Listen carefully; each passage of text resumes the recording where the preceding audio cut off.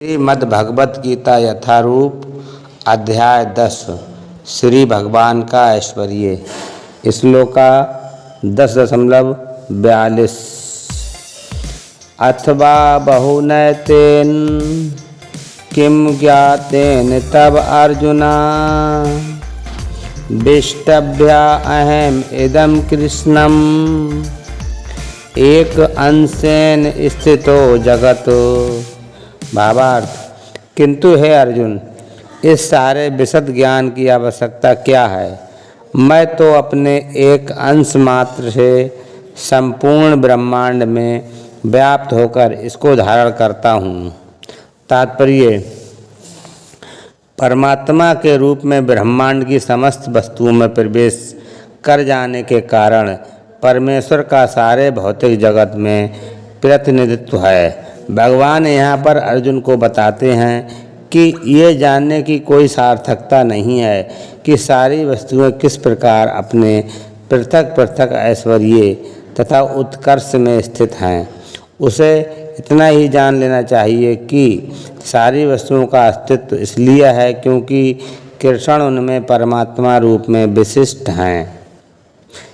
प्रविष्ट हैं। ब्रह्मा जैसे विराट जीव से लेकर एक क्षुद्र चींटी तक इसलिए विद्यमान है क्योंकि भगवान उन सब में प्रविष्ट होकर उनका पालन करते हैं।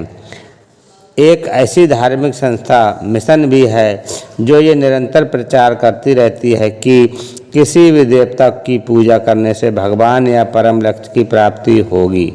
किंतु यहाँ पर देवताओं की पूजा को पूर्णतया निरुत्साहित किया गया है क्योंकि ब्रह्मा तथा शिव जैसे महानतम देवता भी परमेश्वर की विभूति के अंश मात्र हैं।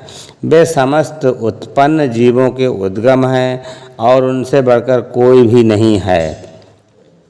वे अस्मूर्ध्व हैं, जिसका अर्थ है कि ना तो कोई उनमें श्रेष्ठ है न उनके तुल्य। पद पुराण में कहा गया है कि जो लोग भगवान कृष्ण को देवताओं की कोटि में चाहें वे ब्रह्मा या शिव के ही क्यों ना हों, मानते हैं कि वे पाखंडी हो जाते हैं। किंतु यदि कोई ध्यानपूर्वक कृष्ण की विभूतियों एवं उनकी शक्ति के अंशों का अध्ययन करता है तो वह बिना किसी संशय के भगवान कृष्ण की स्थिति को समझ सकता है और अविचल भाव से कृष्ण की पूजा में स्थिर हो सकता है।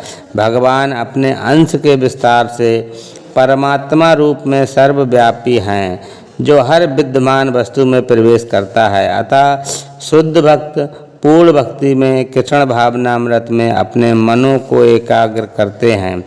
अतएव वे नित्य दिव्य पद में स्थित रहते हैं।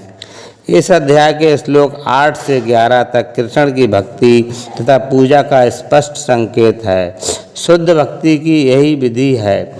इस अध्याय में इसकी भली भांति व्याख्या की गई है कि मनुष्य भगवान की संगति में किस प्रकार चरम भक्ति सिद्धि प्राप्त कर सकता है।